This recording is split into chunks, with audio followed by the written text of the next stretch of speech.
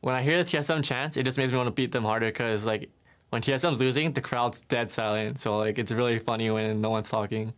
Yeah, hopefully we can make the TSM fans not chant as loud and like we hear dead silence in the crowd while we're winning. Well, welcome back to Game 4 of Team Dignitas versus TSM. Lasted a little while there. He got a fire for a little. Yeah. He played a hell of a game in Game 3 as Thresh as well. I mean, as we said, 17 assists on that Thresh, landing hook after hook in team fights. Keane and Shrimp, I think, were the people for me that weren't really performing at what we've seen so far in this series. So to see them go really big in that third game and give Dignitas another game to play is exactly what we were expecting from a series that we thought was going to be close. And there was definitely some worries, but finally Dignitas restored some faith, and we'll see what they can get done here in Game 4 now that they've chosen blue side because TSM decided to give it to them in the third one. Yeah, so we're going to have the same map sides that we've had in Games 2 and 3. The one tweak the Team Dignitas made last draft was not in their bans, but rather in their first pick. They picked the Jarvan. It forced the opposite matchup. Ssumday did have a very good game. And then beyond that, they made significantly more playmaking choices in the draft, which they were able to execute on in-game. Yeah, definitely one of the biggest things was shifting over to the Elise and going for that early game play style, really embracing it this time around as opposed to game number 1 where they kind of meandered through the early game rather than really pushing it. And Shrimp keeping up with the plays on the bottom side of the map is what kind of got them up to this point where Adrian could start roaming, and then Adrian takes over. He's the one to create. And it's a pretty huge pivot to go from Nunu, and Shrimp has played a lot of Nunu in the back half of this season, to Elise. And these are that's a champion that Shrimp is well known for. It's certainly a known quantity for him, but to go from, oh, I want to just kind of play Nunu and scale up to, oh, I was going to play Elise and smash you is like a huge thing that TSM have to consider, because I think the plan going in to kind of bring them late to play their sort of game and just think where TSM, we do that better, did work for the first few games, but that plan is kind of out the window now. Yeah, it's not to say that they can't do it again. They just need to take more measures to allow themselves to get there. There were some very greedy choices by TSM last game. The cleanseless mid lane, the QSS-less Kog'Maw, the Mercury treadless top laner did contribute to Team Dignitas' ability to make plays. It definitely still looks difficult for Team Dignitas, though, as Bjergsen, the guy who just returned to the stage, has been absolutely smashing Keane, especially in these early games. Pastry, you were getting the CS numbers at multiple different time points, and they were all outstanding for him. Yeah, pretty much 18.5 starting at 10, and then just staying that or better at 15 and 20. So an average of 20 CS ahead for Bjergsen in this series from 10 minutes. Is certainly a good thing for that team, but Dig played around it, had their top laner play well, kind of came together in that last game, and here we are once again in game number 4. And what Keane did after that, yes, he did lose in the early game, and he is losing these 1v1s, but he played his part in the CC train. He played his part for the team, what they needed him for later on. And this may be the fastest 7 picks so far in the series. Yeah, I find it a little bit peculiar for TSM that they're continuing to ban the Kalista Trist when they seem confident on both sides of that matchup, but it also just kind of says that they are not deterred by what happened last game and maybe think it was an execution problem on their end, because there were definitely moments in that game where it felt like they would outscale. And here's the change. Jarvan first pick for Dignitas after the same 6 bans on both sides, but Kog'Maw into Gragas is the change. And let me remind you yet again that Gragas was available as well in the last game. Now they've raised the priority way above the Rek'Sai, all the way up into the first pick for themselves, and will be able to have a bit more security. And I think Dig feel confident. Yeah, they lock it in almost instantly. Xayah plus Thresh, continuing that playmaking for Adrian, and the aggressive carry for Altec is, again, Biofrost kind of forced back in onto Braum duty, and we're done with 6 bans and 6 picks. I mean, these teams have not made substantial tweaks. Let's put it that way. 1 champion different out of the 6 bans and 6 picks from Game 3. So very much a grudge match from the first part of the draft, but that doesn't mean you can't pivot in the second ban phase. No more release for Dignitas. And still no more Renekton, but I do like the change in jungle bans there for TSM. We'll see what their final ban has in store for them here.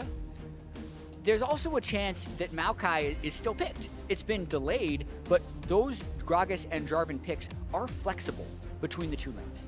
And but TSM with Gragas and Braum now on the front line, you know, it can be a Cinderhulk Gragas, it can be a pure tank Gragas, and Braum does buy you a lot of time, so they could also give Hauntzer a non-tank matchup into the Jarvan this time around. to see what he could actually do in a 1-versus-1 scenario. Well, 2 mid lane bans are the final ones to close it out, so I think they're giving counter pick to Bjergsen this time around, and maybe trying to take something for Hauntzer into the assumed Jarvan, or they'll take a mid laner and challenge Keane again. TSM have done a lot of 4th pick mid lane this series. This would be quite the carry for Bjergsen to take in a battle, and he does. He locks in Lucian. A lot of mid laners around the globe have started blind picking Lucian when certain criteria are met. Here, the Cassiopeia being gone is pretty much all he cares about right now. It's also a very good pick into Lucian because, or sorry, into Jarvan, because it's very easy to dodge those flag and drags in the team fight phase. Pretty bold there by TSM to go with this in this game. Well, the critical thing for him to dodge would be the Thresh hook. Adrian is going to be making his visits mid once again.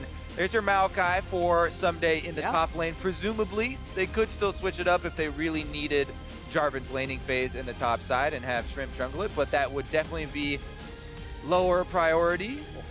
And Dignitas finished the draft in the most expected fashion. This is a run back, I believe, from the last game here with Maokai and Taliyah going to finish off the comp. I think Lucian covers this pick in mid lane, but TSM going to have to be more of the aggressor this time around, especially if they go all in with that pick. But I don't know if Hauntzer's feeling Jace right now.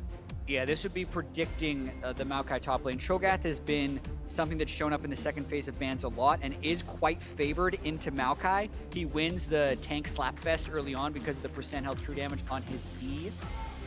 As far as the team fighting is concerned, though, Cho'Gath is definitely not a primary engager like Maokai is. So it would have to be TSM either hitting body slam flashes from Svenskeren or skill shots for them to rely on actually getting a cohesive engagement. Whereas Team Dignitas, their main advantage last time around was crowd control and landing those skill shots from Adrian. And they still have that all built into this comp, of course, because it is identical to what they've played recently.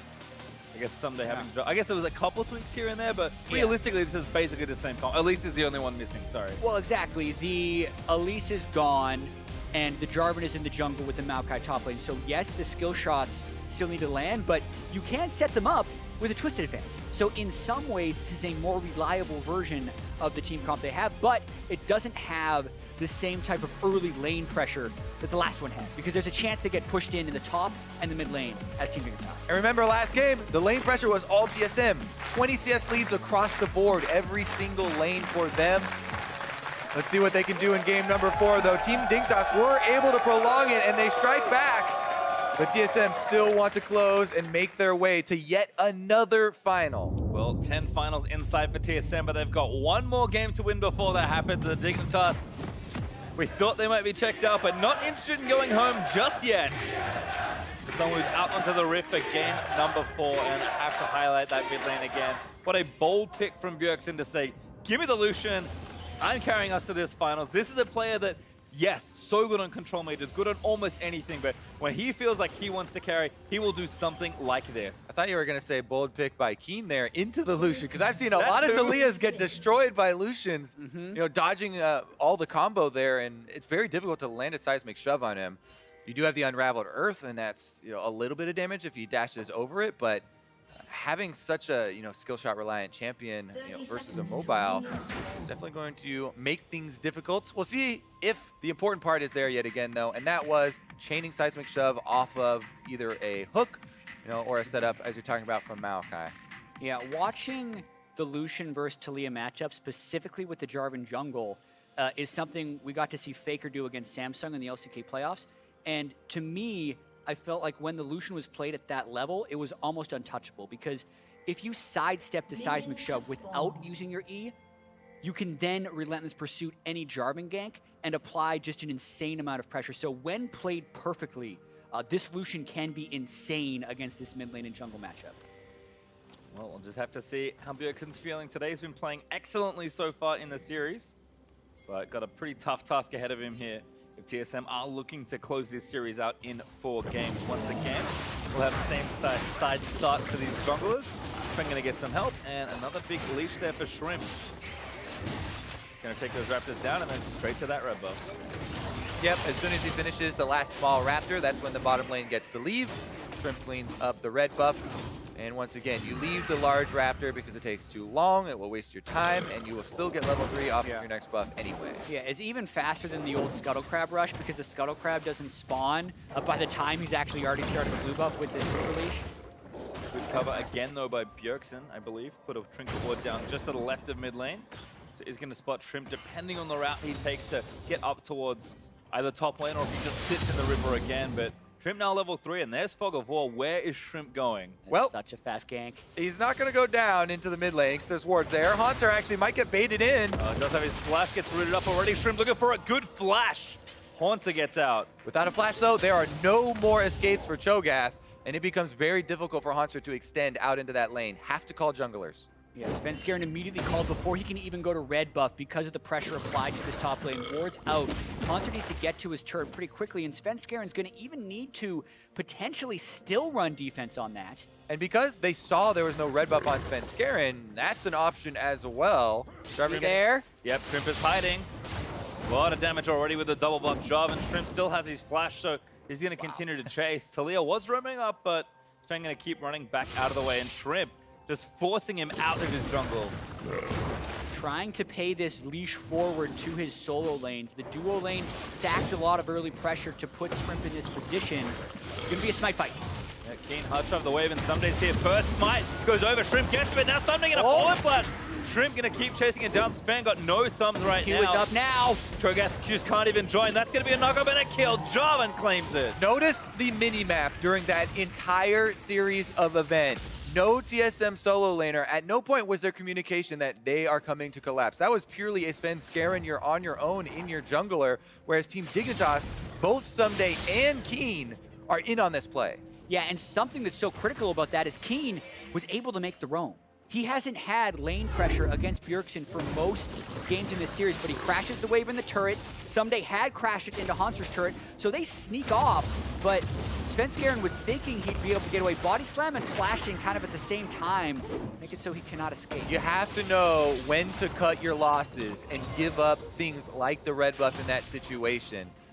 No TSM solo laner is going to come to the party, so Sven was on a one-man mission, and not only did he not combo the damage correctly with the smite, which is hard to judge that early on, but he also was going to go down in the end, and that kill went over to Shrimp. We'll see if Shrimp can actually snowball with the Jarvan, though. All right, I guess it's time to check in with the bot lane, because that's kind of the good news currently for TSM. Doublelift up 10 CS, although Altec did struggle with Adrian back to base, so it should be okay. And they're still pressuring topside. Shrimp hasn't shopped yet, but a big wave trying to be crashed into the turret. Diving a full health Cho is very difficult. He burned Rupture on the wave, though. They might go. Maokai can take aggro and then drop it with Twisted Advance. You would want Ssumday to start it off. They're waiting a while. There goes. Hitting the turret, but there's a knockup landing in. Hauntzer taking a lot of damage, and Keane from nowhere snipes him out. Hauntzer did use Twisted Advance very early on in the dive so that he could secure the EQ from Jarvan, but it does mean he goes down on the backside. This play needs to work as well. Shrimp still tagged. But just a flash burn from Jarvan. TSM protect their top turret. Yeah, Ssumday kind of spends the reliability there for his life. I think Dig could have pulled that off more cleanly and really put Hauntzer in a hole, but the numerous roams that Keane has made from the mid lane early game here, a vast improvement for the map pressure in this series for Dignitas. And all the momentum still building early for Dignitas Shrimp. It's amazing the difference it makes when he gets just that much more proactive.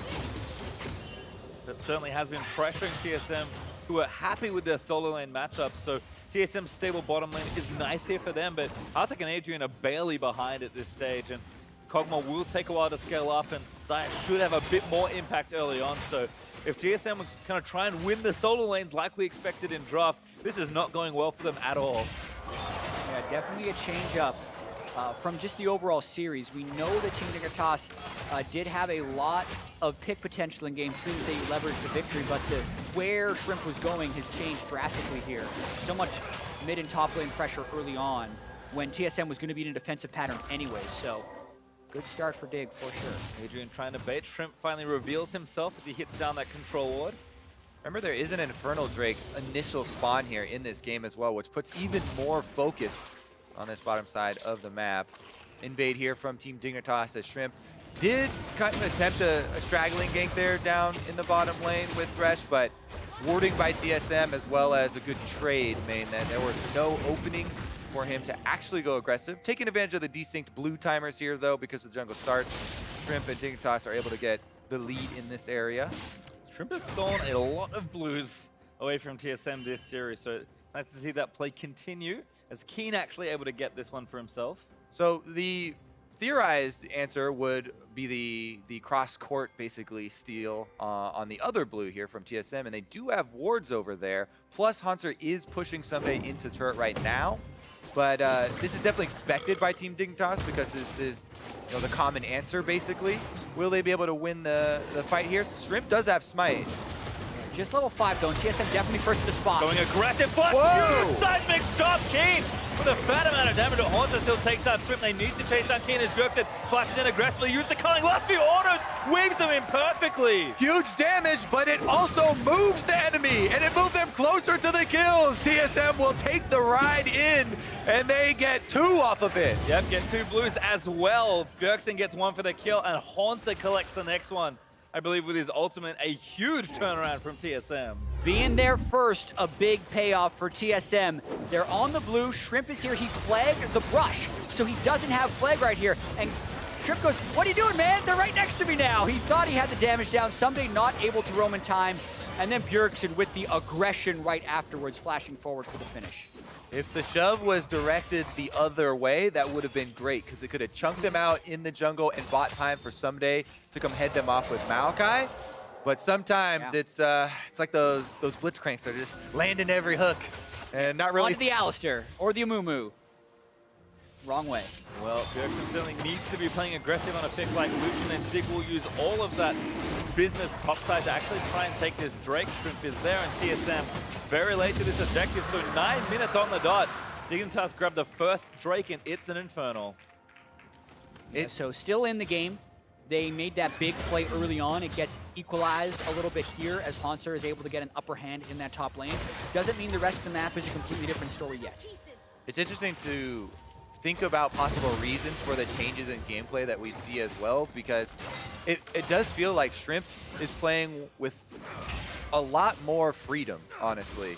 He's going much more aggressive. He's taking a lot more of these riskier plays and offensive moves in the last couple games, and sometimes that can be a consequence of starting out 0-2 and kind of having no other options but to really force more plays. Speaking of forcing though, Hauntzer makes a visit mid. Ooh, Keane with no summoners. Great Q is going to land in. There's the follow. That should be enough. Hauntzer just takes him with an auto. Didn't even have his ultimate. Didn't need it. Skill shot accuracy when the Rupture lands behind the turret like that. And Shrimp wasn't around. It is a success for Roman. The Cho'Gath into Maokai can play out. With the Cho'Gath consistently shoving the Maokai in, it is a good lane pick. It's what you do after that in the roaming phase or the teamfight phase, and being able to land those ruptures is what makes or breaks the pick.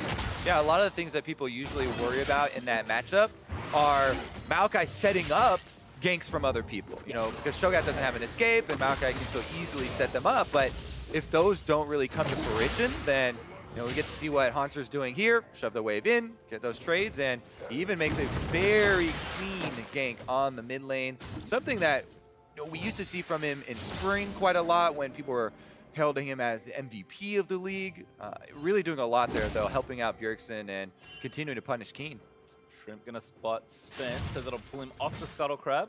In general, TSM looking good in all 3 of their lanes. 10 CS up for Hauntzer, 20, 25 and counting for Bjergsen, and even 20 for Doublelift here in that bot lane, which is awfully nice. And I think if TSM's pattern will continue here in this game, they do need to threaten that mid lane and keep Keane down, because all of that early pressure came from Keane being able to leave the lane. Great hook though. Finds Doublelift, but he's going to turn it back around. Altec tagged by the stun, and Lantern out for the rest of that play.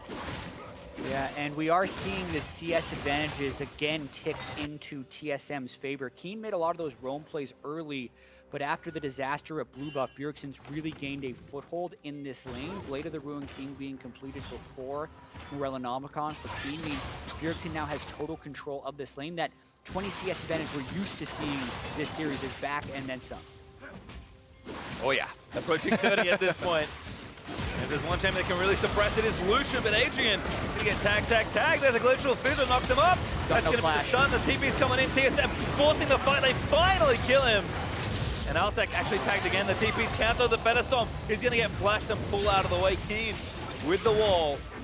The wall saving the life of Altec as well in a lot of ways, preventing TSM from going through there.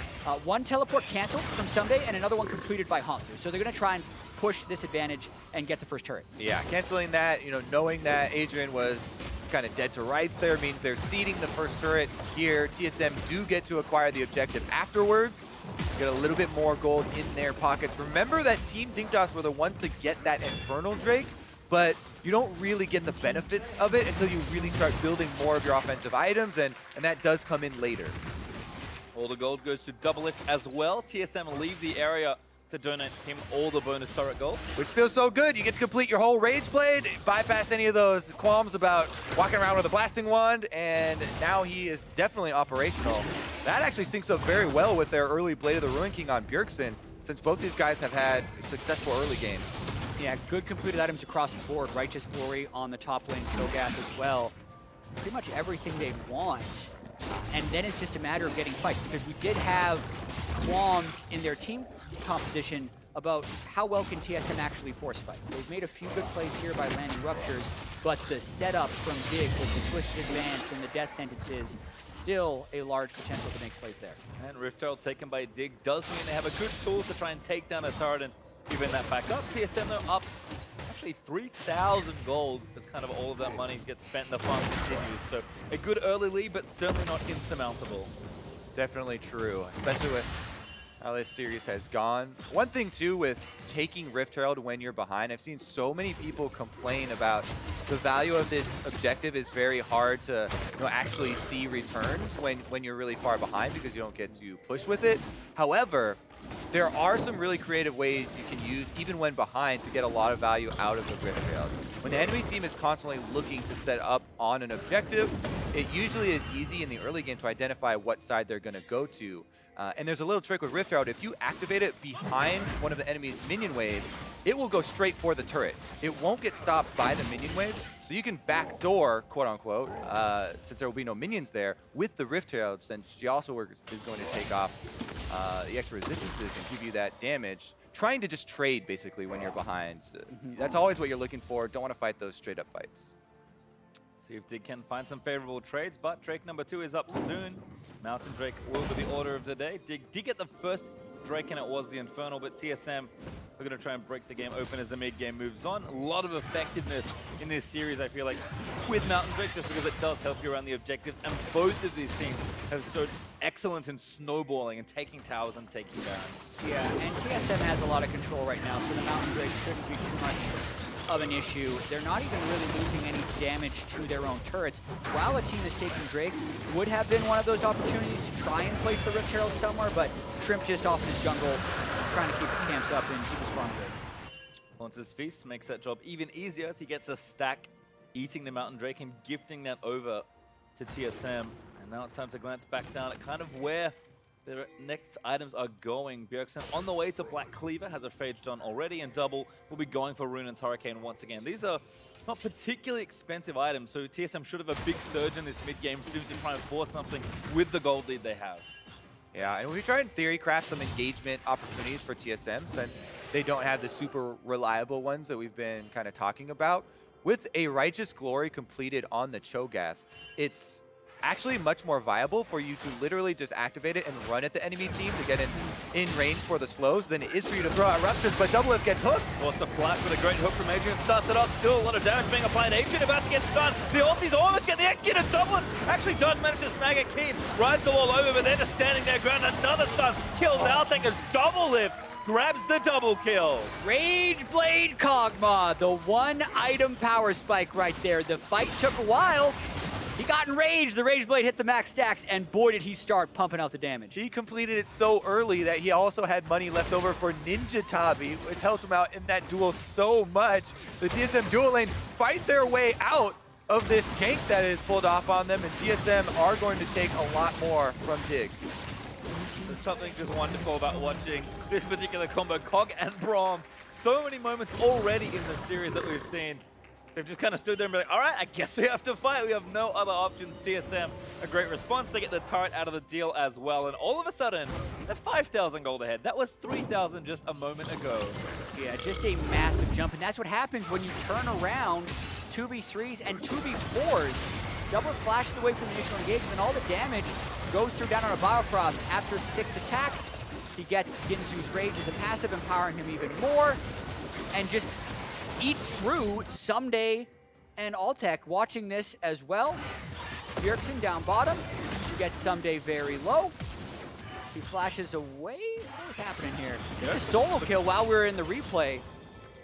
That makes things a little bit worse. Just a casual Lucian versus Maokai solo kill. I say that all the time. I mean, the thing is this is a Maokai that's building pure magic resist because he's versus Cho'Gath. So, yeah, it is, Feels you know, a nice chase down, but he doesn't have any defenses for some mid Lucian. I'm not supposed to be fighting this guy that early. Yeah, I misspoke. I saw Ssumday dead. Ssumday died during the top lane kill as Doublelift was cleaning up on his end as well. So another one of those map-wide wins for TSM where one thing is happening and they're still making the play elsewhere. We can only watch the most number of kills at once, so Doublelift gets honors this time for grabbing both, but Bjergsen still impressive, and again, approaching that 30 CS lead this time around. Probably going to get there by the 20-minute mark, and Adrian's caught.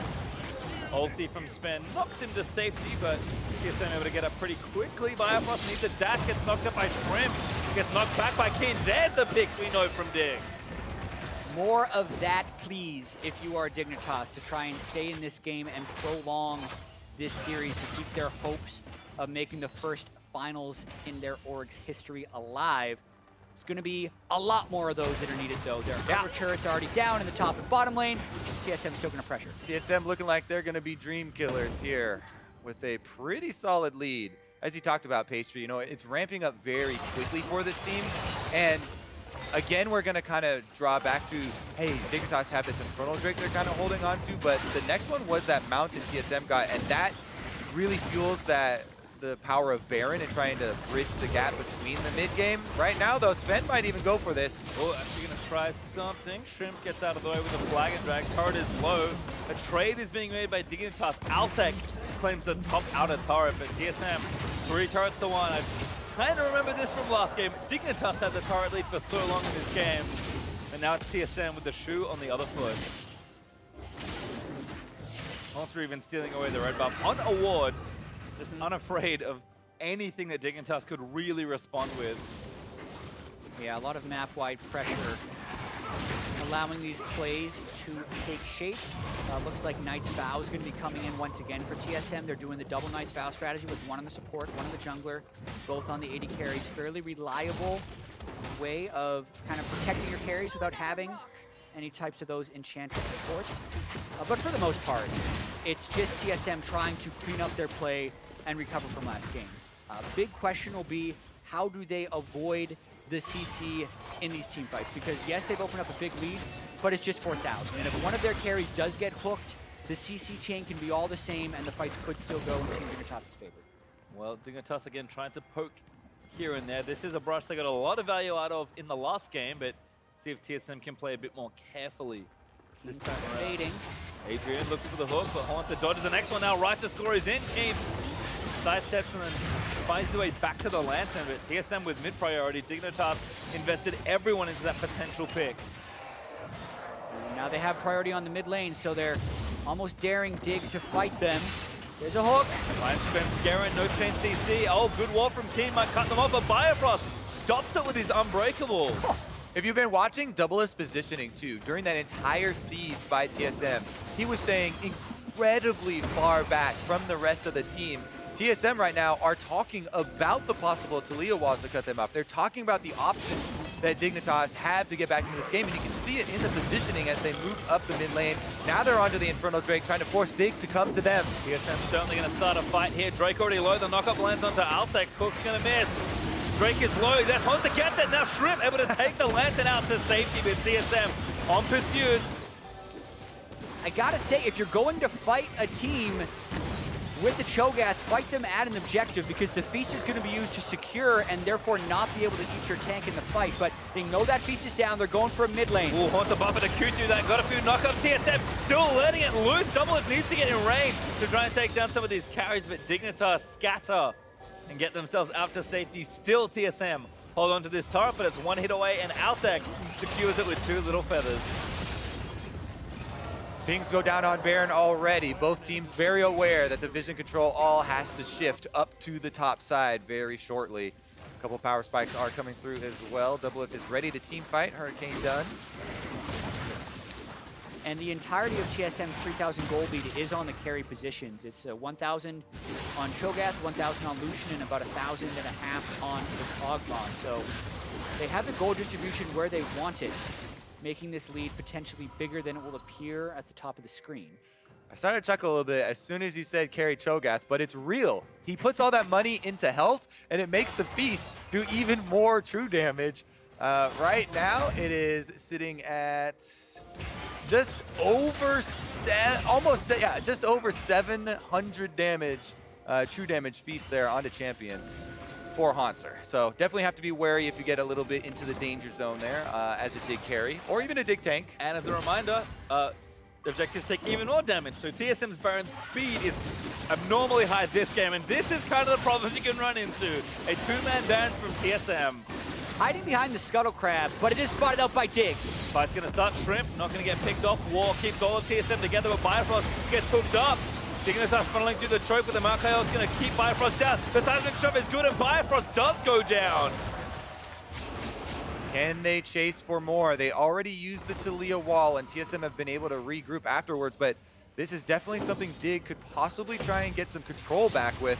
The vision around Baron is basically the biggest prize at this moment. And that keeps the game alive as well, right? That was a sneak attempt by TSM that could have potentially clinched the series, but when they lose Biofrost like that yet again, it's just more cold that goes over. It also gives time for Dig to go and prep the waves. Look at Ssumday on the top side pushing that in. Keane in the bottom side pushing that in. It's going to be a while until TSM can set that up again. Well, you can see exactly what TSM are looking for as they go back to their lanes here. It's nice to see a QSS this time on Doublelift, investing his lead into a defensive purchase this time around. Bjergsen probably feeling pretty confident in his ability to dodge skill shots on Lucian, but Kog'Maw is not afforded the same luxury. So I like what TSM are doing, kind of to shore up a lot of the issues they ran into last game. Yeah, one thing I'm not a huge fan of in TSM's inventories at this point in the game are the 2 pairs of mobility boots. So we talked about frontline CC chaining being a problem in the last game, and while Hauntzer does have the Merc Treads, which is nice, Biofrost or Svenskeren getting caught in a CC chain can have the same effect of losing your frontline very quick. TSM back to Baron though, knowing that Dignitas have to respond in record time. It's going to clear out that vision and try and bait them in. Bjergsen actually cleaning top side though, so Dignitas have a little bit more time. That is a really good point to bring up, Pastry, about how TSM would really like to create the situation where Dignitas are funneling towards them. Because we talk about the lack of reliability of TSM's engage, they do have a lot of crowd control. It's just that a lot of it needs a little bit of assistance. If you have a little bit, you know, coming through a jungle corridor, or landing a slow first, or having the enemy team having to walk through fog of war, then you have a lot more success. And here goes the face check. Hauntzer just face checking. Unabashedly good flash out of the seismic shot by Hauntzer. Did not want to get chained down, but Dignitas get a free summoner spell there. That shows you how strong Hauntzer is right now. He face checked and all of Dignitas backed away, even though they were sitting on a control ward and knew they weren't being spotted. TSM still running down mid though, trying to zone something out. Doublelift and Bjergsen actually caught by the wall. Bio again with a great unbreakable. And there's the flash back. Oh, Doublelift got rooted there. Thinks the feathers caught him. Somebody looking for the flank. Good ult there from Biofrost to try and disengage. The rest of it, Hauntzer needs to get to the backside. The damage is just too much. TSM find the corridor they needed, but Sven does die to Keane on the other end. Yep, 1-for-1 trade with members of the front line going down on both sides. So Team Dignitas able to get one for themselves as well. A couple of flashes used as both Bjergsen and Doublelift will not have them for the next fight, and that might even be the bigger issue after that team fight. Yeah, the 3 flashes burned there by TSM big, but the initiators, aside from Jarvan, also burned their flashes on that fight for Team Dignitas. And this game actually staying very close. It looked like it was going to run away from Team Dignitas when the top lane fight went awry against Rageblade Kog'Maw and Bjergsen found the solo kill on the Ssumday. But this Team Dignitas team has really been able to overcome a lot this year, from the huge losing streak they had to all the roster changes to being 3 inhibitors down in Game 4 of the quarterfinals. You can't really count them out until their Nexus actually falls. So still in this game, trying to make this a Game 5. And they are going to try and group up here before the Infernal Drake spawns. This will be the 3rd and final Infernal Drake of the game. A couple seconds away here. TSM currently have a little bit better positioning as Hauntzer's already in the river, but they're being drawn back to Baron instead. I wonder if this is one of the... Oh, never mind. Here goes the speed boost. Yeah, tough time to trade as Adrian looking for that kill onto the Cho'Gath. Again, he is tanky, but not enough to withstand a pure 1v5 for very long. Yeah, and getting the Infernal Drake would be pretty huge for this one because the game is relatively close, and as Kobe mentioned, it's the last possible one in this game. I was almost expecting TSM to force it and try and secure with Feast, but now... Oh no, he gets it, Shrimp! Crucial smite as he claims the Drake, but now they have to go a long way around to Baron. Altec, bit of a risky route through, but TSM slow on that play. Confidence from Team Dignitas keeping them in this game. Very bold move to go towards the Dragon like that. Especially if Hauntzer can just Righteous Glory towards you and feast it if you don't burst it down fast enough. And then, because TSM did check instead of feint towards Baron, it's actually Dig who's now gaining some control back in this area. Team Dignitas definitely making a stand here. We joked a little bit about reverse sweeps, but it's definitely within their grasp still. I mean, no one likes losing games, but probably the worst game to lose is the Game 3 where you're up 2-0, because you just have that feeling in the back of your mind that, oh no, do not let this happen to me. Both teams are looking for angles to flank, though. Hauntzer's the first one to take a hook, but Svenskeren's coming to join TSM shortly. And crucially, Hauntzer has Gargoyle Stoneplate, making that Feast a lethal weapon in these team fights, increasing the damage substantially. Dig is giving so much respect to him. Last game, he was on the Maokai. If they land a hook, they just keep chaining CC. This game, more health, more resist, and the Mercury Treads, being a very strong front line for TSM. Well, TSM have a lot of work to do to try and catch Shrimp. No, never mind, he's okay. Just kind of clearing out the vision. TSM feeling a little slower on these plays than I normally see. A bit more lax, much more careful. You can kind of feel the tension of this game. TSM just want this game to end and they can move on to another final. But they got to make the play to do it, and Dig are playing with nothing to lose. Ssumday going to be the target to start it up, but Sven gets the ulti. It doesn't quite chunk anyone. He's CC'd forever. And Altec able to kill him. The Maokai out does connect to Ssumday, looking for another kill. Adrian tries something, but he only snacks a minion. Sven actually gets annihilated there in that team fight. Huge focus from Team Dignitas, and now it's their operative to take over Baron control. Hauntzer has Flash Feast, so just the fact that the jungler is down does not mean they have a free secure on this Baron. TSM probably going to look to fight this Baron. Baron a little slow, but Hauntzer does the seismic jump. He's already put the stone plate, trying to get some damage on the front side. Ssumday gets out with a twisted advancement. Dignitas took a little too much damage. Biofrost hooked again, but that Shrimp looking to go down. He gets so low, but Doublelift doesn't have the damage. The lack of reliable initiation on TSM's side was going to be a question in this game, and we're seeing a lot of it this fight where they're getting people low, not being able to finish them. Svenskeren trying for initiations in the mid lane, not quite getting it, but they nearly get the kill onto Shrimp. Shrimp goes back. Now it's TSM who turns for Baron. They have Cho'Gath to secure. This is so dangerous, though. TSM looking to turn the fight around. Ssumday eating damage from the Lucian. Adrian misses that first hook as Sven finally rejoins. Shrimp, though, back with his team, and TSM going to pull away from the objective. Or are they? A little bit of a bait here once again. Hauntzer on top of that scuttle, and Doublelift cancels the recall. Warmog's Cho'Gath means you're always having a beef ball, I don't know what to call it, a meat sack to take the Baron, because he'll always have that 5,000 health to tank with. Always having a beef ball. Meat shield, that's the word. There we go. Well, top lane wave was good for TSM, but the opposite was true for them on the bot side as Dig had prepped that wave. TSM would have liked to make a play around the Baron at this point, but instead, Keane melts the wave with a touch of assistance from Adrian. And TSM going to reset and go back towards the Baron. All right, flashes available for most of the members of TSM. Only Biofrost down. Shrimp, meanwhile, would be the only one missing it on Team Dignitas, so this will be an explosive team fight. TSM again just holding firm around the Baron though, and for a game that was 5,000 gold up for TSM pretty early, we're within 1,000 between these two teams. Dignitas have done such a good job playing around their win conditions, getting picks and keeping themselves in the game, but at this point the game will break in an instant around a major objective. All right, see if Adrian's gonna go. Looks for the hook, finds Cho. Hauntzer gonna get CC'd up again. He already took so much damage with the Stoneblade. Finally pop funneling into the joint with Ssumday! Fails to find Doublelift after the feed from Hauntzer, but the damage still there as Adrian lands hook number 2. Biofrost the target, but he does not die. That stone plate, both offensive and defensive use there. Uh-oh, another hook though lands. Svenskeren able to slide out of it though. Note Svenskeren swapped out his mobility boots for the Mercury Treads, allowing him to body slam away from that flay chain. The meatball's full health again, and they're rolling towards. He's back. Altec.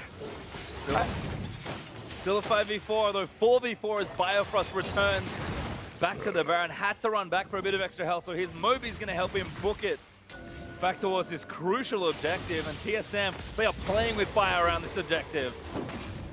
Hauntzer's feast going to be back in about 20 seconds as well. Ssumday can teleport in 6 seconds. This could be a big fight. Really big start here from TSM. They're going to try and force Dignitas into the pit, but the wall, he's going to cut them off, and now TSM want to try and fight it. CP is in for Dig. Ssumday will join the fight. The Rupture doesn't hit anyone, and now TSM, they're trapped behind the wall. Dignitas trying to make their stand around the Baron, and Doublelift is caught out, but his team needs to escort him out to safety. Burns the flash and gets out. Rupture may have disengaged that fight, but TSM has to get off Baron now. Hauntzer's just gonna heal up with Warmogs now. He's waiting, can also teleport back into the fight. Dig forcing, TSM still pretty healthy. Dig don't have enough Baron damage, I think. There's the TP back in from Hauntzer. They took too much damage. Dignitas, that was a little too long. Hauntzer in the pit, does have his feast. TSM gonna try and take down Baron. This one's gonna come down to the wire, but TSM have the trump card of Cho'Gath Beast, so Dignitas back off! They give it up, they have to. TSM finally win the standoff and claim the Baron. And you can now take a moment to exhale because that was such a tense moment for both teams. The Baron can swing heavily in either favor, but the fact that it was not a cataclysmic team fight where no one died, and the fact that it was traded for an Ocean Dragon, means it now becomes about the power play now. With Baron, what can they do? Exactly. This is not necessarily one of those game-ending Barons that we see picked up. Team Dignitas could just sacrifice some of their secondary turrets here and buy some more time in this game. They're not that far behind.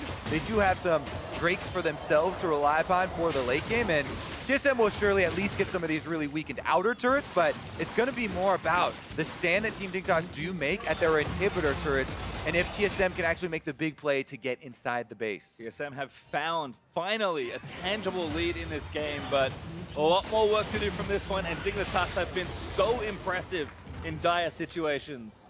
Yeah, and this time as well, the mobility from the Lucian and the QSS on the Kog'Maw, meaning if Adrian does find a window to throw a hook out at one of the carries, the chance that it converts to a kill is much lower than it was last game. Doublelift and Bjergsen still deathless in this one, and that's who Dignitas really wants to catch. They've been trying to get that CC chain off into Cho'Gath, but he is just too damn tanky this game. They need to find a way to get to a carry. As long as Hauntzer can get off the stone plate and activate it after he gets hooked into the rest of the team, then not only does it provide him the defenses to withstand the team fight, it also lets him use a high-value feast on the tank next to him. So he just chomps on Ssumday right next to him for a bunch of true damage, and that's how you kind of win the tank wars, where you're burning, both teams are burning through the front lines. Well, TSM continuing their pressure. Baron up for 1:30 on them. So still have time to try and knock down this last tier 2 turret, and it's a lucky maybe try and force a play onto one of those inhibitor turrets. Hauntzer actually mid right now, guiding those minions in for a bit of extra pressure in the lane. Just chilling out, not going to get too much pushing done by himself. TSM bouncing back between mid and top, trying to break something here, and Altec hiding. That's not a good spot. Barely not going to get ruptured. Does have the Feather Storm, but TSM, I think onto the turret fast enough, it does go down. that made it look so much easier than we were building it up to be, because Dignitas were all at their secondary outer turret on the top side rather than protecting the ones that matter here, the inhibitor turret. The door is now wide open through the mid lane, and TSM, get even more than they bargained for there. That was quite a good deal. I think that was a poor defense by Team Dignitas. Overly safe paths back to the mid lane and not very good vision scouting within the move between the outer turret and the base turret. The fact that they were strong enough to hold a middle turret, or rather a second tier turret, and then can't hold their middle inhibitor turret is really just a factor of positioning. The gold was not enough to warrant just walking in and taking it. Yep, and that's TSM's last turret they should get off this Baron buff, unless something really dramatic happens in the next 15 to 20 seconds. So they're expecting to get 6 turrets. They did not expect one of them to be the mid inhibitor turret, but that is the state of this game. Almost 40 minutes in, TSM with an advantage that they can parlay into a victory, but Dignitas will not let it come easily. Yeah, we said the Baron wasn't a game-altering Baron until the power play, and then they actually got a very successful power play, maybe even after the Baron ends, picking up their 7th turret of the game. So the map so much more heavily slanted in the favor of TSM after that Baron. And the carries just keep getting stronger for TSM, but on the Dig side, getting there. I mean, 4 items for Altec. Keane also ramping up towards his 4th major as well. Tanks are also pretty comparable. I mean, Hauntzer, I think, very far ahead as far as his overall tankiness goes, just by being Cho'Gath, but also because of the goal. But that doesn't mean that Dignitas can't find a straightforward fight. Just need to either find the right pick or find that right 5v5. TSM, they're moving in for the kill. Open inhib, wait for the Taliyah while maybe CC chain. Hook again under Sven, but he gets out. Those Merc Treads coming awfully handy. Yeah, Svenskeren is the higher value tank to hook in, so Adrian should be looking for him over Hauntzer, because Svenskeren does not have the Gargoyle Stone Plate, which provides the majority of the durability when you get hooked into the rest of the team. Although, he's able to body slam right back out, so no fight occurs, and Dignitas do defend their inhibitor for now. Bjergsen was even splitting top lane for a little while longer. TSM a little hesitant to rush straight down mid and try and end the game. They're actually going to look for, I think, Elder Dragon to try and force a fight or take it and then win the subsequent fight. Yeah, their team composition still has good scaling. They now picked up their 2nd Stone Plate, so both of those big tanks that can get hooked in potentially have the Stone Plate. Svenskeren has the Stone Plate Locket synergy as well. If the hook then starts a team fight, he can flip out a 1500 health shield for his team in his dying breaths. So there's also the scaling of the Kog'Maw kicking in for them as well. They're feeling fairly comfortable in the game state right now, but they're making sure to play it safe because they know what can happen against this playmaking heavy Team Dignitas lineup. Well, Drake up in 30. TSM still just hoping to bait someone in. Ssumday going to get ruptured up, but not a good target at this stage. Very tanky with the 3.5 items. Doublelift. They're looking to fight it. Not up yet. 15 seconds so they can threaten the Elder Dragon. But oh my god, there's the play from Sven out of the fog of war. Ssumday going to get chucked to the front. That Hauntzer beats him down. Another front line is just gone there for Dig. TSM leaping forward. They want another kill. You can see how much initiative means in these team fights. Somebody going down in split seconds there after TSM jump on him. Doesn't matter that it's the main tank, Ssumday, knocked into the rest of the team. They kill him before the active even goes off. Yeah. No Stone Plate enabled there for him, and that means that it is an Elder Dragon here for TSM. The wait and see there, finally pulling the trigger on Body Slam Flash from Svenskeren. It is going to set up this Elder Dragon empowered Baron force, which Dignitas is going to be hard-pressed to give up, but hard-pressed to contest. 2 bad choices. Well, Dig, they've come back from worse, but this is a tough spot as TSM regroup and run straight back towards the Baron area. Ssumday dead, but he'll be back up in time to contest for it. It's just a matter of can Dignitas even pick a fight at this game. We're almost 10,000 gold up for TSM, and Hauntzer TP's in. They want Baron right away. Yeah, if they play these next moments out the way they want to, they will meet up with Immortals in the finals in Boston. So a lot on the line with this Elder Dragon for TSM. All right, we'll see if they're able to bait in the fight here, because TSM are probably going to have to turn. You'd think that Dignitas would go for the engagement. They're pretty slow on it. Hauntzer can feast this down. Yep. Just do it so quickly. Hauntzer able to solo it. Doesn't even need to spend the Baron. Does go over. Dignitas just can't get in.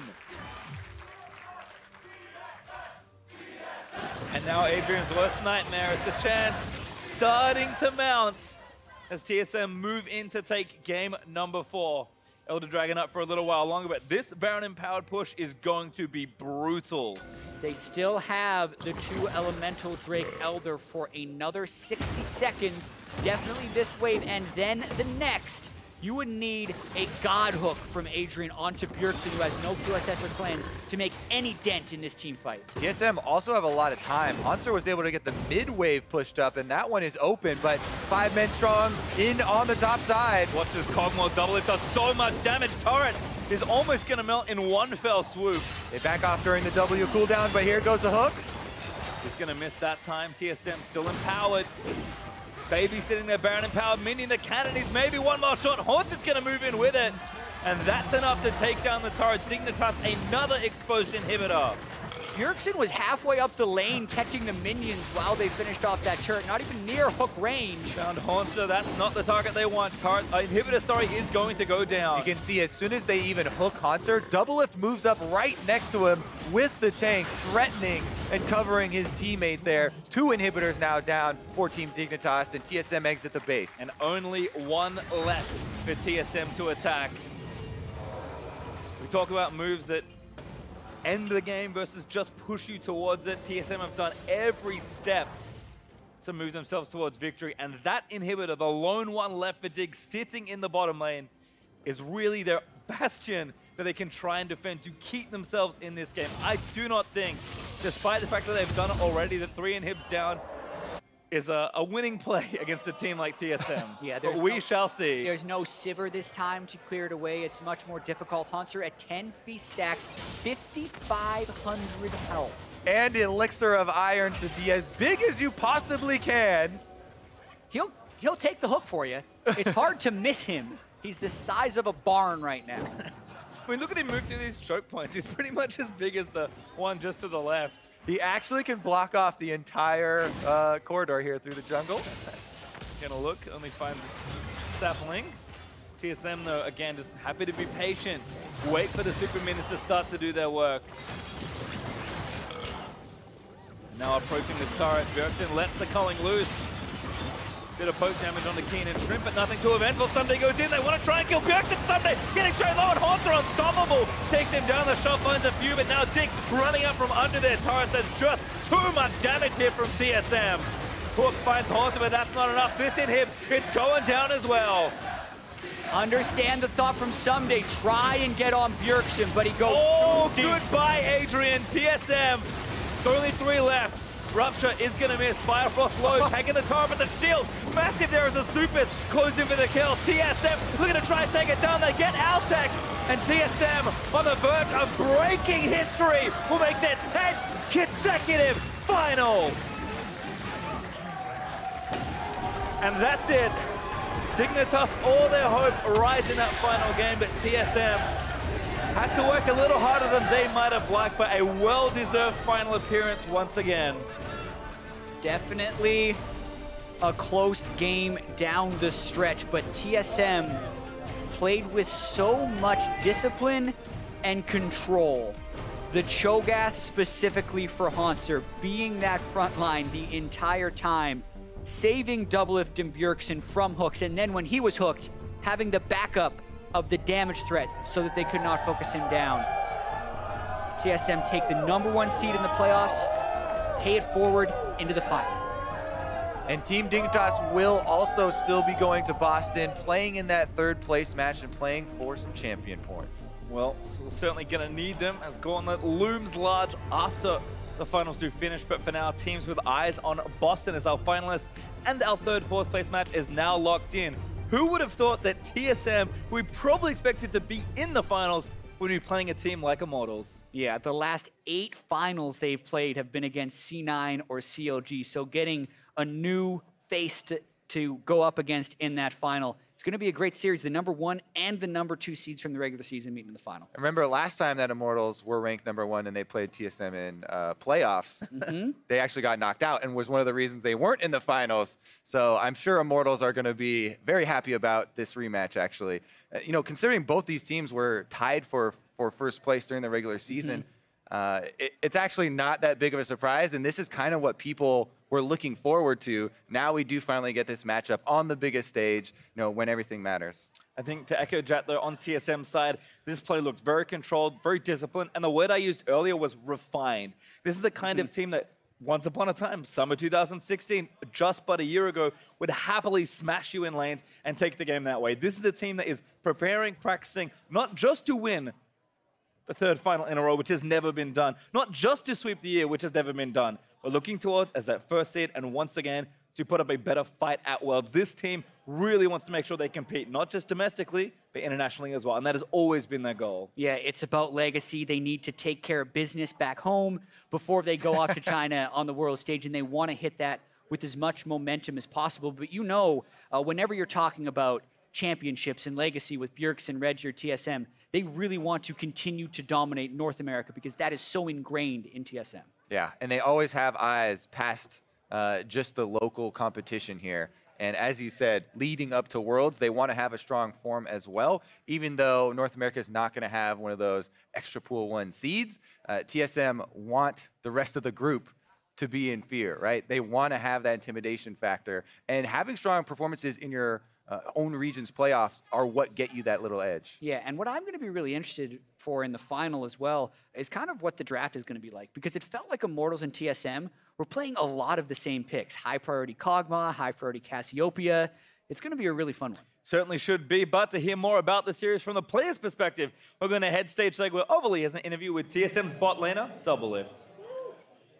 Thanks, Patsy. You almost got it this time. I am here with Doublelift. Doublelift, congratulations on your victory. Now, this is the first time that TSM has beaten Dignitas this split, and 3-1 at that. How were you and the team able to rally and pick up this victory today? Yeah, coming into the match, I was kind of scary because Dig was the only opponent that we had a losing record in the regular split, and we got stomped by them pretty much every game. So I think for them, they had a lot of confidence coming in, but we were really cautious because the team was on an upswing with new bot lane, and their bot lane was playing really well recently. So, and also going 0-4 on them in the regular split, we had a lot of work to do. So we were all a little bit nervous as usual, but we just worked really hard, I guess. Got lucky.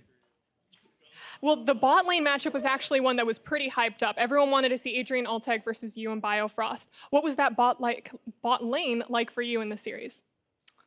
They aren't very good 2v2, but they're really good at setting up ganks with their Jeller. I think Shrimp is like he's like the 3rd bot laner on that team, and it's kind of annoying to play against that, but I think we did a good job of sponging up that pressure, you know, the Maokai TPs and the ganks and the Taliyah realms. So I didn't fall super far behind this series, which was really important, especially right now. Like if you get screwed early game bot lane, then you're never going to be relevant ever again. So it's really important to not make any mistakes in the first like 10 minutes against a team that's going to camp you. And that's pretty much what we did. Also, we 2v2 killed them. Peace. Well, there you go. After the normal split, you guys won a playoff bye, so you guys had an extra week to prepare. How did you use that extra week to prepare coming into the series?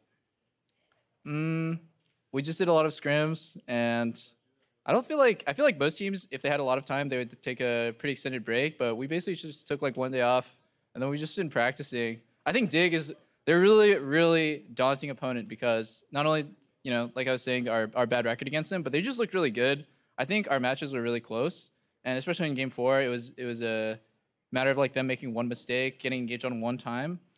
The game is super tense because neither team is making a lot of mistakes early game, so there's not a lot of snowballing. And then when it comes to like mid and late game, it's those little like minute decisions. So like we didn't want to take any breaks, we didn't want to do anything, we just wanted to practice. Well, you did it. You beat Dig today, but yesterday, Immortals Pobelter had some words to say. He said that he felt very confident in going against anyone next week in the finals. What do you have to say to that?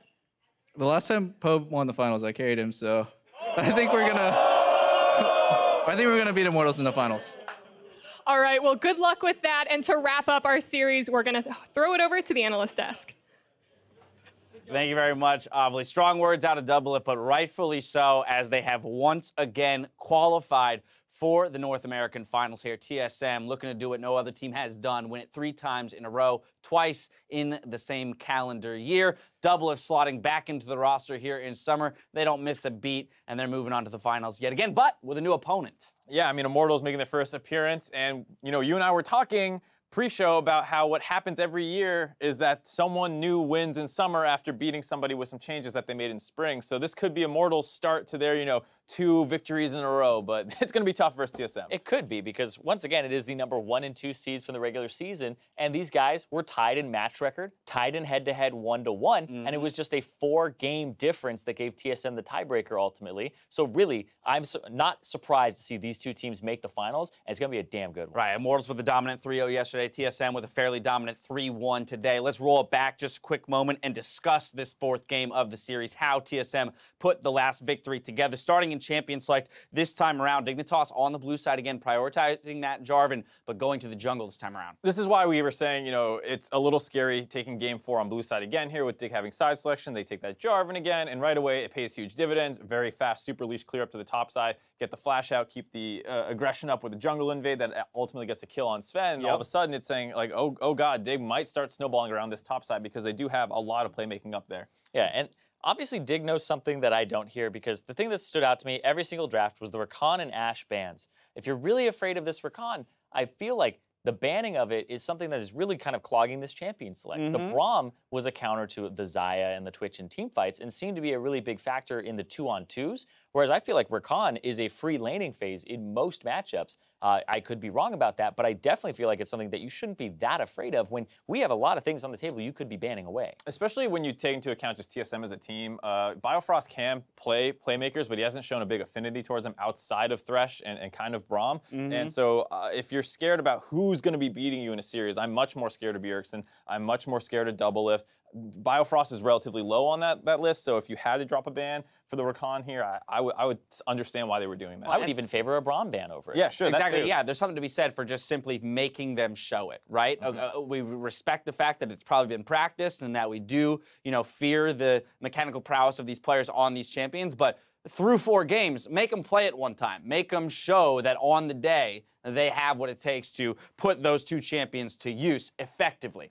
Let's go ahead and push into the game, though. 7 minutes in, TSM with a 2-0 on an invade, bouncing back from that early first blood that was given over by Svenskeren. And it's just a little greedy by Dignitas. They made a play to get the enemy team's blue buff. They try and defend their own. They're just too far away from the Maokai, and a nice knockback by Keane. While it does a lot of damage, it's still a 3v2 situation. They get this chase down kill as you see that Maokai ult come in real late, not actually able to connect on anybody. And this was kind of the catalyst to getting TSM back into kind of an even game state. Yeah, I actually really hate that play from Dignitas, because that's your very heavily losing side of the map. That is your losing quadrant between a Lucian mid that's going to beat the mid lane and a Cho'Gath top that's going to shove the Maokai in, right? And then the jungle comes in, and that's the blue buff that you got on the other side of the map. You could just say that's a handshake wash. We have dragon control now on an Infernal on bottom side, but they decide to contest their top side, which I feel like you have no business doing when the Lucian's going to have priority early. Well, there you have it. I can't argue with anything, and I see the nod of approval here out of Mark as well. Let's push ahead to 16 minutes into the game. Another 2-0 in favor of TSM. And this is when things seem like they start getting out of control for TSM, because Dignitas like to force a lot of plays around the bot lane as well this series, but they tended to get outplayed a lot of the time. A lot of dives turned wrong. Here, once again, Doublelift's able to get out. The Taliyah comes in a little bit late. The CC chain's not quite there. Adrian goes down right away, and then it's very easy for TSM to keep chasing forward because once again, Taliyah's caught on the backside of the turret with no minion wave. And then during all of that, Ssumday is just taking a walk through his own jungle, and a hungry Bjergsen's down there as well. Right, 3-0 is the total trade, 2-0 in the top lane, and this 1v1 kill here for Bjergsen while all of that is unfolding. Let's talk about the Lucian, the guy in the mid lane. Bjergsen, huge playmaker for this squad, but seems to be comfortable across so many champions. When we talk about threats and how to approach champion select against this team, I still don't really know what the solution would ever be for the mid lane. Yeah, it is fantastic because those memes where it's like, how could you let him have Syndra? How could you let him have LeBlanc, Lucian, anything, right? And that's the beauty of Bjergsen is if you're really on that team, you're just like, this is such a great place for us to be in champion select in terms of pressure regardless of the matchup because he's been showing that he can play everything, and that's been kind of one of his aspirations. Remember the Galio, and they got flamed for playing it at first? It's like, it's not him like having to play these things and then people being like, oh, the side lanes can't carry. He wants to be able to play everything because that's what you need to be able to do. Yeah, especially in the regular season. I love TSM's approach. Just we're here to get better. If we have to play something that looks stupid for 2 weeks, we'll do it. And Bjergsen as well, just such a monster this series. Eventually, Diggs kind of stopped prioritizing bans around him a little bit because they're like, well, it doesn't matter what we pick into him. He's gonna have a good performance. Right. So Bjergsen just taking over the lane multiple times versus Keane and then doing a pretty good job spreading it elsewhere on the map, coordinating with his jungler for invades like that to bring games back into his favor. Yeah, he's so damn good that these matchups that I'm like, oh yeah, that's a losing matchup for that champion into the other one. Like, yeah, Caster's just gonna get shoved in early from Taliyah, etc. And that's why I'm like, he's winning what I perceive as losing matchups in two of those games that are on the board right there. And I'm just like, he's making me rethink these matchups, but then it may just be a skill disparity in the mid lane where he's just such a damn good player. An absolute monster of a player, is no stranger to the NALCS finals, has many of those trophies as we saw in the opening video to the day. It really just does, though, build the hype for, okay, what's the next achievement he can get? And that's right alongside the organizational achievements, which is, can he get that 3-peat? Right, as an individual, right alongside all the rest of these veterans. I mean, that's a huge storyline compared with Immortals as an organization trying to find their first. A lot of these players trying to find their first on a new team. Most of them having been, like we said multiple times, kind of left overs from other teams being traded away in favor of other players and things like that. Yeah, and the thing about Bjergsen is, like, you're saying what's next for him. The guy has those 4 trophies that we saw, looking for 5. He already has MVP awards, right? He's looking at Worlds a lot of the time, and he's realizing that you can't drop anything along the way. You can't drop titles in the NALCS if you want to be successful internationally. And that's been the frustrating part for TSM and Bjergsen, is when you get on that stage, they've been falling flat a lot of the times. And so he wants to get back there, and he wants to be a competitor in those top brackets. Got to keep the momentum going there for TSM if they want to do well internationally. Now, as we punch our tickets to Boston, we want to highlight some of the LCS big plays coming out of the semifinal weekend, brought to you by Acer, as always. First up, Blue Star Mist tweeted out during Immortals versus CLG, who needs GA when you've got Olay? Let's take a look. There's very low mana on Huhi. Gotta be careful the gravity field gets out of that one. Last few hits, last Fang! Oh, he gets away! He's gonna be able to take down Pobelter! One last shot and Pobelter lives! Not even close, baby! Oh, I'm just diving. Good job. Oh, nice. Oh? Their bot lane's moving. Their bot lane's moving to you, Jake. Their bot lane's moving to you, Jake. I here. Their bot lane's moving to you, Jake. I'm backing. Okay. He flashed there. What the hell? I got red. Whoops, I thought I had heal. Whoops, I thought I have heal. Well, you did. You had Alistair's heal. Yeah, I mean, that's the thing. When you watch that play, you're like, oh my God, Ole is so smart that he knew the passive heal was just enough to save him. And then it's like, never mind. Yeah, I feel like Ole didn't also realize that he had heal up. Right place, right time, though. Yeah, exactly. Right place, right time for the Alistair, making the roam. And that's what he's known for. That's what every other team says about Ole and Immortals, is that he is the most terrifying support to play against because they still somehow win their lane while he's the most effective roamer on the map. And I remember the interview afterwards with Pobelter where he's like, I didn't know that Ole was actually coming mid. Right. So even his own team doesn't know how much he's roaming. Yeah, I mean, because that's a play where Pobelter got outplayed. He was going to get killed underneath the turret there as Victor kite out. So just great play by Ole, saving his teammates even when they don't know they need it. Yep. Next up, the Mad Dan wanted to make clear, not that anyone needed reminding, but Bjergsen is an absolute monster. That's true, but it doesn't hurt to get a reminder every once in a while. Upside Bjergsen, flash ultis on the Ssumday, diving under the turret. Ssumday is going to melt. Bjergsen going for his first roam of the game. Cassiopeia. He's going to put some slick moves here on Ssumday as well to dodge out, just make sure he doesn't get knocked up. Well, never mind. Oh my God, Bjergsen with a great stun, still grounded. King gonna get solo killed.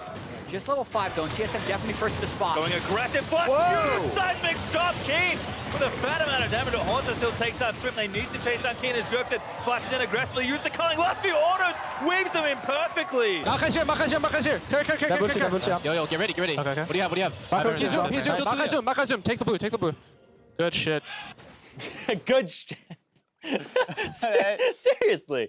But I mean, Lucian's dash cooldown is low enough anyway, and then he gets a seismic shove to help him out. I mean, come on, making it easy on him. I'm waiting for the Doublelift versus Bjergsen 1v1 Lucian. Who's the better Lucian? Whose pocket pick is this really? All stars this year. Let's go. Yeah, I think a lot of those highlights, it looks easy almost for Bjergsen because he's just always in the right place, right time. That solo kill on Taliyah, countering that kind of half roam she was looking for, waiting in the brush. That kind of stuff, when you see the highlight, you're like, oh yeah, someone face checked him. It was easy, but it's just such heads up intelligent play to set yourself up for something that is not hard to execute. He makes the plays look easy, but I also want to return to your point about the matchups, right? And how Bjergsen changes the way you think about matchups. He makes you question whether or not things are losing or winning matchups. And you don't necessarily see that as much through video, but you see it when you look at the stats and the actual champions that he had to play. Yeah, in that one clip that we saw where he was Cassiopeia roaming, he's up against Syndra. I'm like, wait, how is Cassiopeia getting roam time against a Syndra that should be using the orbs constantly to keep you under turret? Absolutely. And he's able to find time in these matchups because I feel like his fundamentals are just so good. I went back and I watched the Kassadin game.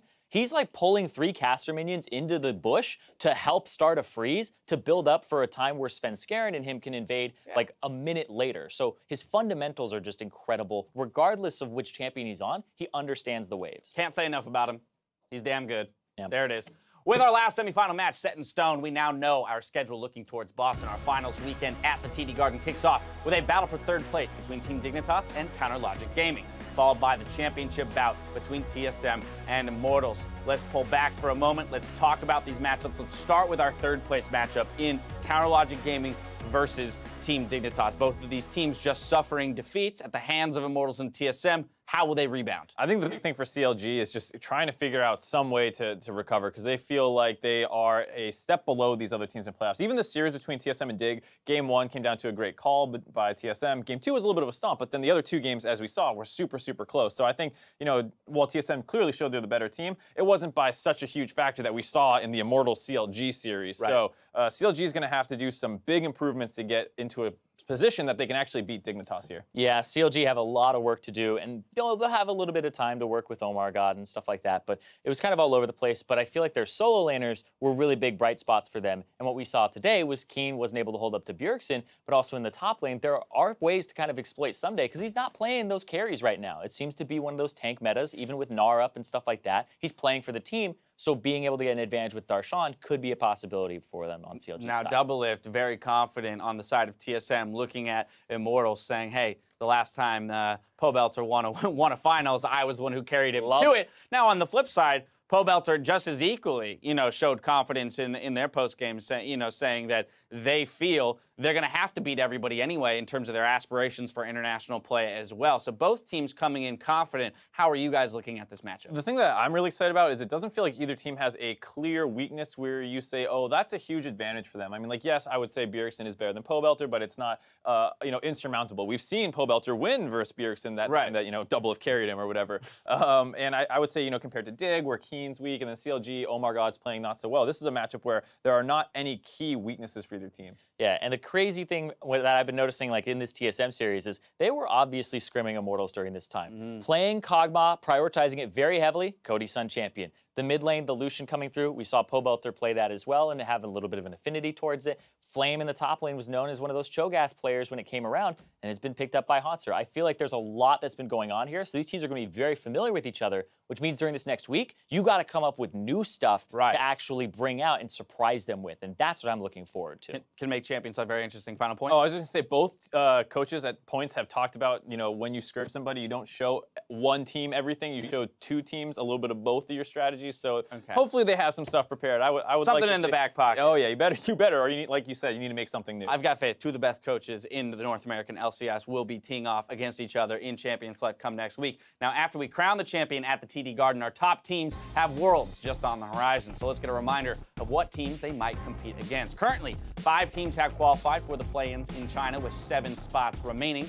And while TSM and Immortals, they're going to be joining 9 other teams in the group stage. Obviously, the big ticket names here, SKT slotting in, losing to Longzhu, of course, in the finals over there. EDG, RNG, No Strangers, G2, Flashwolves, HK, a lot of big names that you've heard of before here attending Worlds yet again. Gigabyte Marines! And the Gigabyte Marines. TSM's Kryptonite has made it into the tournament. That's going to turn some heads, for sure. Watch out for group stage, because that's where you're going to be most scared of them. Also, once again, SKT not being the #1 seed out of Korea ruined somebody's day. Oh, absolutely. There's going to be some terrifying groups coming out of the group draw show, I am certain. Now, that's going to do it from us here. But stay tuned for after the broadcast for NALCS Tonight, where Digon, Kobe, and Zareen will break down the semifinals week and what that means as we look towards Boston. Otherwise, on behalf of myself, the casters, and the entire live broadcast crew, and a special thank you to Kiwi Kid for joining us earlier in the day. Thank you for watching, and we'll see you next week at the TD Garden.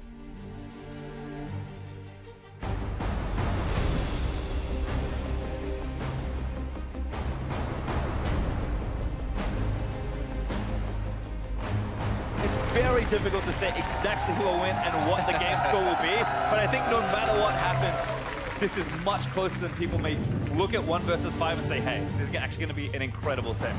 Bjergsen grabs the Nova, Ssumday looking to play clean up on the other side. The red grabs Altec a double kill. It's a mess here. Ward. Cardi burst.